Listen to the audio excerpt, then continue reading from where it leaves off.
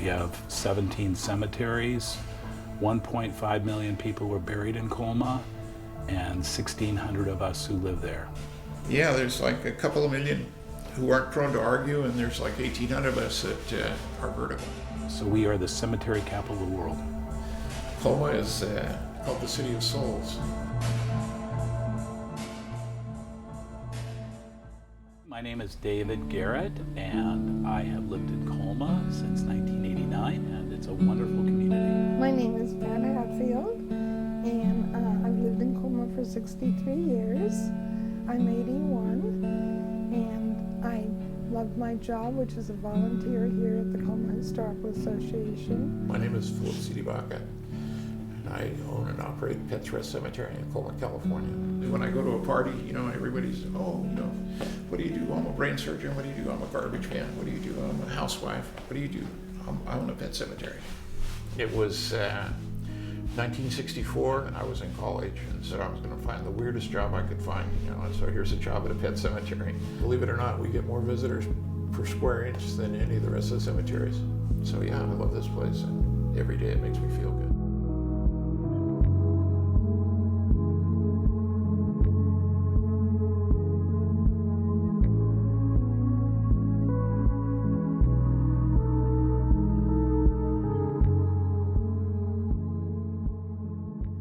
Colma is the only city in the world that inherited hundreds of thousands of bodies.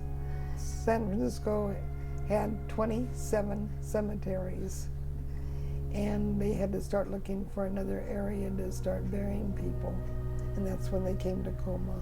Our community center faces the cemetery, and our daughter's wedding reception was in the community center.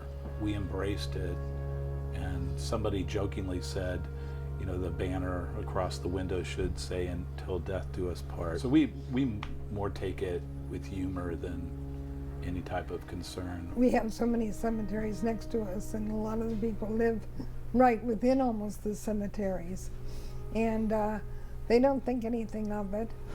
Most of the people that visit us do, because they're not used to it, and when they think of cemetery, they think of death, so they consequently don't think of a happy place, where we do.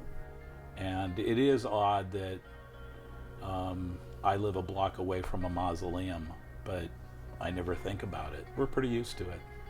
We call them parks instead of cemeteries, and all of our kids use them as parks. We took walks on Sundays, or even after school the kids would go and play in them. They loved them. They had no fear, and they would come home with a bouquet of flowers, and I'd say, "Beloved brother or mother," on it, and I'd say, "Oh, you have to return these to where they belong, because this is not for your mother." And I'd have to make them take it back, and it was just a way of life to them, so they grew up with it with no fear or bad feelings about death.